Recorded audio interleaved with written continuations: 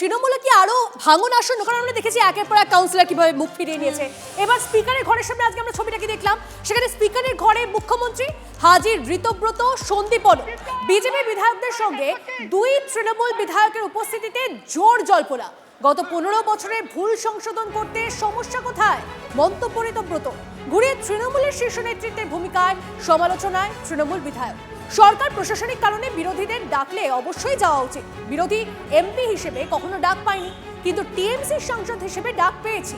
বিরোধীদের বৈঠকে ডাকার জন্য মুখ্যমন্ত্রী শুভেন্দু অধিকারীর কাছে কৃতজ্ঞ। স্পিকারের ঘরে মুখ্যমন্ত্রীর সঙ্গে কথা বলার পর বেরিয়ে মন্তব্য তৃণমূল বিধায়কের।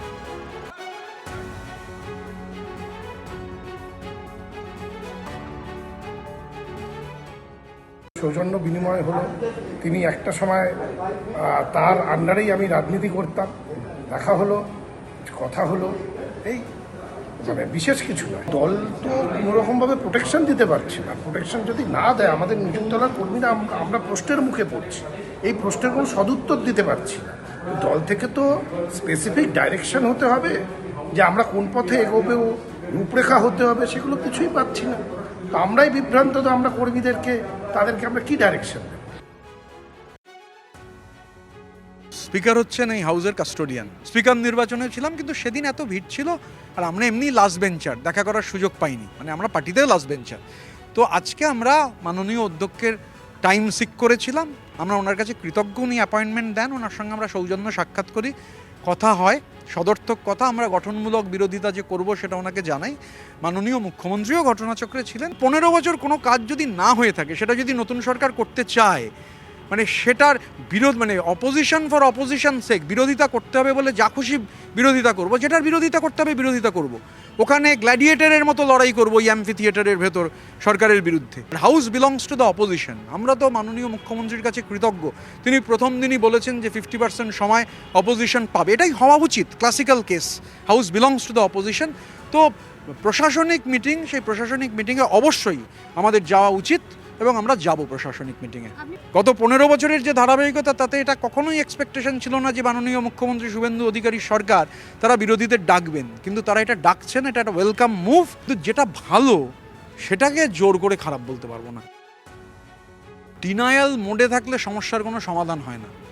আমি যদি ডিনায়াল মোডে থাকি, রাজ্যে একটা সরকার তৈরি হয়েছে, আমরা তো 80 জন বিধায়ক জিতেছি, বিরোধী বিধায়ক সংখ্যাটা কম, সরকার 208, বিরোধীরা 80।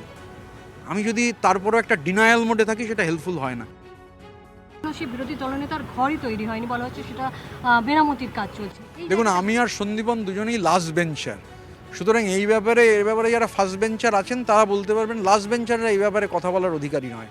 আমি বারবার লাস্ট বেঞ্চের কথাটা বলছি। আমি পার্লামেন্টে লাস্ট বেঞ্চে বসতাম, খুব মানে আমার পারফরমেন্স লোকে বলে খুব ভালো।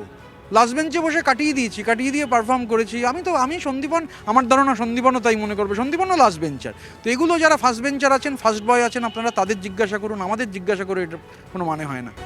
এর আগে কখনো মমতা ব্যানার্জি বিরোধীদের ডাকতেন না, বিরোধীরা যেতে পারত না। বর্তমান মুখ্যমন্ত্রী প্রথম দিনেই স্পিকার নির্বাচনের দিনে বলেছিলেন, তিনি ডাকছেন, ওরা যাচ্ছে। আসলে মমতা ব্যানার্জি বা তৃণমূল দল আর সরকারটাকে গুলিয়ে ফেলেছিলেন, তো সেটা আমরা করব না। একদম দিশাহীন নেতৃত্ব বলছেন সন্দীপন। 15 বছরের ভুল সংশোধনের সমস্যা কোথায়? এই ঋতব্রত, সন্দীপন তাদের বক্তব্যে কোথাও এই মুহূর্তে জল্পনা দানা বাঁধতে শুরু করেছে যে তারা কি এবার গেরুয়া শিবিরের বেশি কাছে ঘেঁষছেন। এরকমই প্রশ্ন উঠছে তখন স্পিকারের ঘরে কি কথা তা নিয়েও একটা আলোচনা চলছে ইতিমধ্যেই। দিশাহীন নেতৃত্ব বলছেন সন্দীপন। দেখুন, আমাদের কর্মীরা তো আমাদেরকে নানান রকম প্রশ্ন করছে, সেই প্রশ্নের আমরা সদুত্তর দেব কি করে? আমরা যদি নিজেরাই কোনো ডাইরেকশন না পাই, তাহলে আমরা আমাদের নিচুতলার কর্মী যাদের জন্যে আমরা রয়েছি, তাদেরকে তো আমরা কোনো উত্তর দিতে পারছি না। আমরা নিজেরাই উত্তর খুঁজে পাচ্ছি না, তো আমাদের কর্মীদের যে প্রশ্ন, তার উত্তর তো আমরা দিতে পারছি না। তো বাস্তব, এই বাস্তবটাকে স্বীকার করতে হবে এবং স্বীকার করে আগামী দিন কীভাবে পথ চলতে হবে সেই রূপরেখা তৈরি করতে হবে। 80 জন বিধায়ক নিয়ে আমরা বিরোধী পক্ষে বসেছি, তো আজকে গঠনমূলক বিরোধিতা করা এটাই কিন্তু মানুষ আমাদের থেকে এক্সপেক্ট করবে, সেই ভূমিকাটা আমাদেরকে পালন করতে হবে। যদি আমরা সেটা পালন না করতে পারি তাহলে যেই মানুষটা আমাদেরকে ভোট দিয়ে নির্বাচিত করে এই সদনে পাঠিয়েছেন আমরা কিন্তু তাদের প্রতি অন্যায় অবিচার করব। এর আগে কখনো মমতা ব্যানার্জি বিরোধীদের ডাকতেন না, বিরোধীরা যেতে পারত না। বর্তমান মুখ্যমন্ত্রী প্রথম দিনেই স্পিকার নির্বাচনের দিনে বলেছিলেন, তিনি ডাকছেন, ওরা যাচ্ছে।